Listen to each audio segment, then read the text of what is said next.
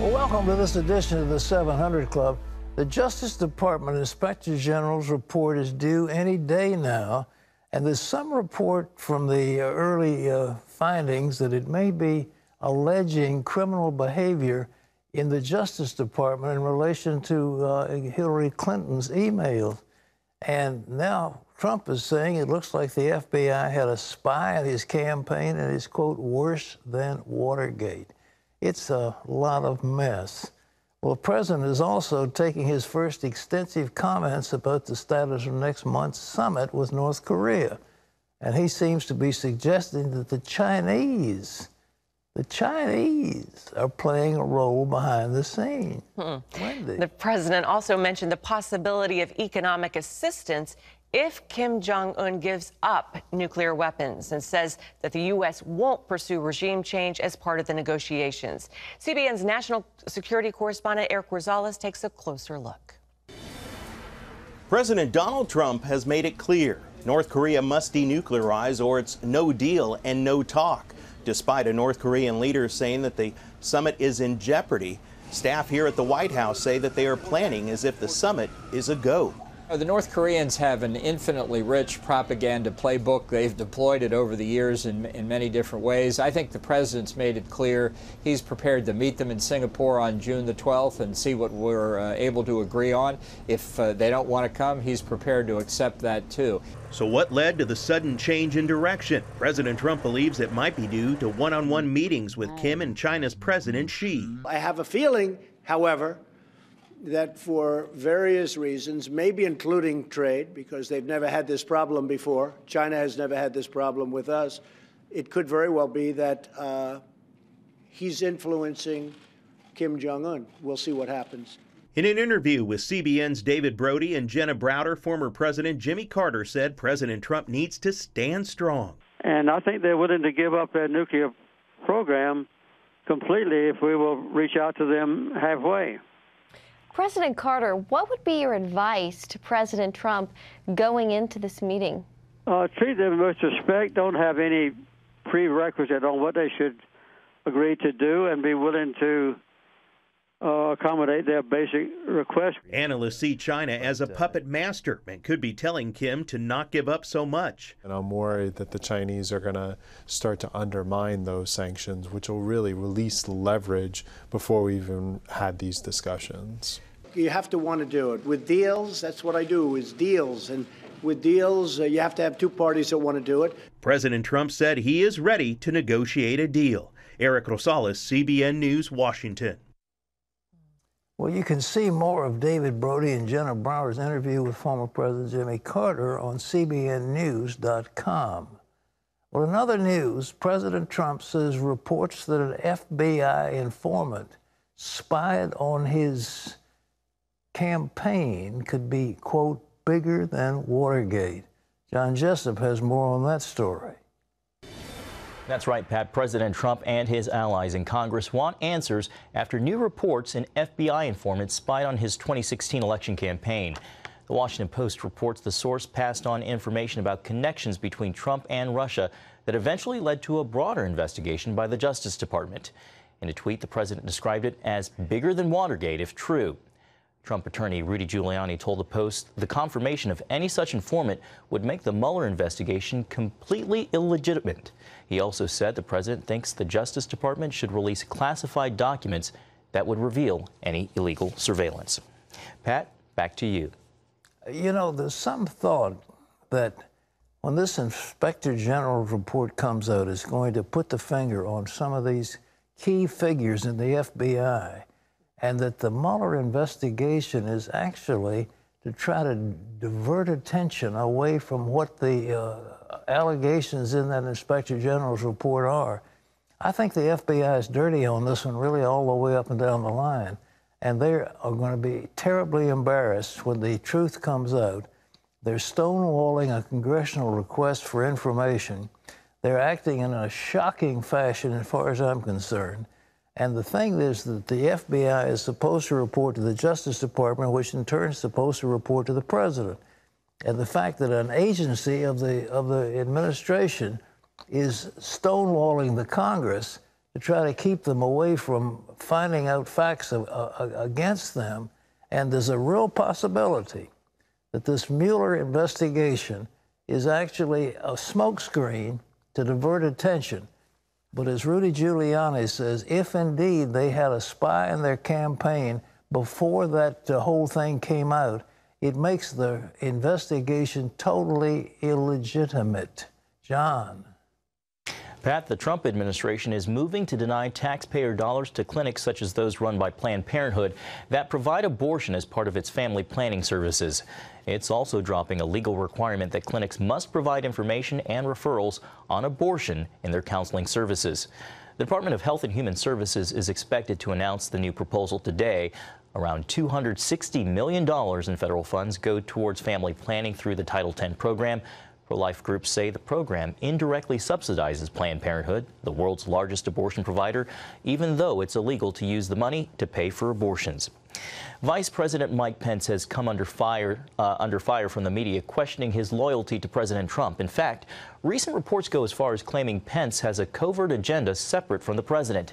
CBN's Gina Haspel has more on what seems like a coordinated attack on the vice president. Our president is a believer. He loves his family and he loves his country with an unshakable faith in God.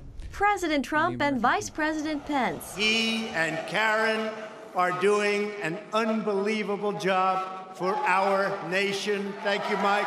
Side by side, pushing forward their conservative agenda. I couldn't be more honored to serve shoulder to shoulder with the most pro-life president in my lifetime.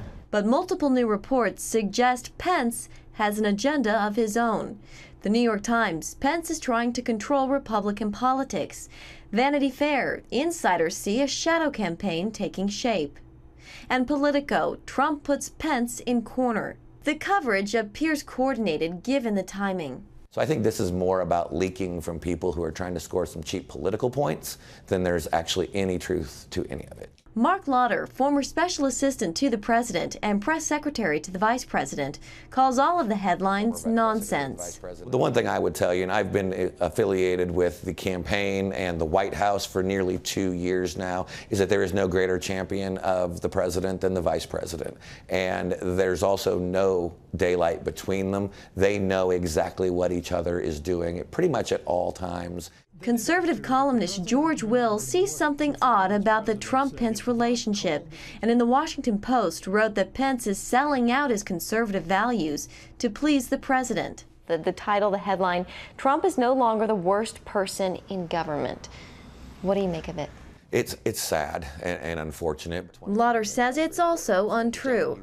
To use a comparison that I know would mean something probably to George Will, because he is a noted historian and writer on our national pastime of baseball. But the best players in the game miss 7 out of 10 times. And in this case, I think he swung at a pitch in the dirt and struck out. Lauder points to the hiring of former Trump campaign manager Corey Lewandowski as proof the president and vice president are on the same team. Lewandowski told CBN News, "It is an honor to join the Great American Committee, the VP's PAC. I look forward to working with the president and vice president's team to help Republicans increase their majorities in both the House and Senate." The vice president's office is also defending his active role in the overall political operation. Press Secretary Alyssa Farah gave this statement to CBN News that reads in part, "The vice president's political and fundraising travel advances the president's agenda by aiding targeted candidates and committees during the midterms, which is what the president asked us to do." Mike loves his brother, who won by a very big margin. With the midterms 6 months away, Lauder jokes the real rivalry is between the vice president and his brother, who's running in Indiana's 6th district. Oh, they absolutely, they're brothers. They have a brotherly rivalry, and Greg Pence will be the first one, because many people often say that he looks like the vice president. He will remind you that he is older, so the vice president looks like him. In Washington, Gina Haspel, CBN News. Pat, if anyone has an inside perspective on the relationship between the president and vice president, it would be Mark Lauder. Well, there's no question about it. I tell you what, Mike Pence is a dedicated Christian, very honorable, and a strong conservative, and he is as loyal to the president as anybody I have ever seen. There is no question. this is the fake news. They have to get it all the time. You know, my good friend and associate who was working with the American Center for Law and Justice told me that he's got to knock down fake reports 3 or 4 times every day. And the New York Times is just shocking. The so-called liberal media just does everything they can to distort stuff. And, you know, the big thing that when Trump was talking about these MI-13, these gangs, he said they're like animals. And instead of saying he was talking about a crime group, he said they put it out that he said that was a case of illegal immigrants. He said no such thing. But the thing is, they're distorting their words, everything they can possibly do. And it's fake news. It's the Washington Post, it's the New York Times, several other of the liberal organizations. And I'm surprised George Will is supposed to be a fairly responsible person got sucked into this. I don't think the fake news media can understand somebody with the integrity of Mike Pence. They're not used to someone in politics being a strong Christian, having values, and honoring he certainly doesn't agree with Trump 100% of the time, but he is honoring the office of the presidency, and they can't figure it out. Well, they just assume anybody in politics is crooked and is godly, because that's the way they think like they think, and they're dishonorable to the core. And so, I mean, it's they're imposing their views on somebody else. But anyhow, that'll get knocked down like all these other fake reports. But it's tough on the president and on the vice president and others to have this constant barrage of illegitimate, ill-informed press. And as I say, that Jay Sekulow has told me that every day he's got to knock down every day false rumors of what they put out there. All right, John. Well, Pat, here in Washington, the Senate has confirmed Gina Haspel as the new CIA director. Haspel passed by a vote of 54 to 45, overcoming objections that she presided over a secret CIA site that conducted brutal interrogations after 9/11. Haspel assured Congress she would never allow such a program to be restarted. She becomes the first woman to lead the CIA. Pat, this is an incredibly important position in our national security now filled. She was highly qualified, and the people in the intelligence agency realized that.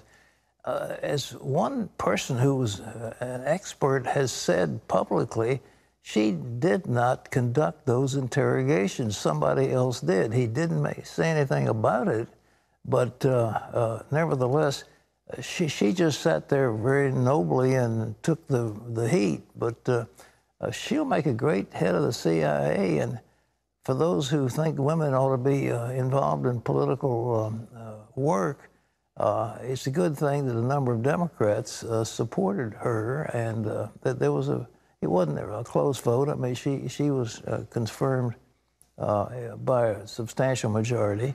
And we're delighted to see that in there. I think she'll make a great head of the CIA. Wendy. It's a good day to be a woman.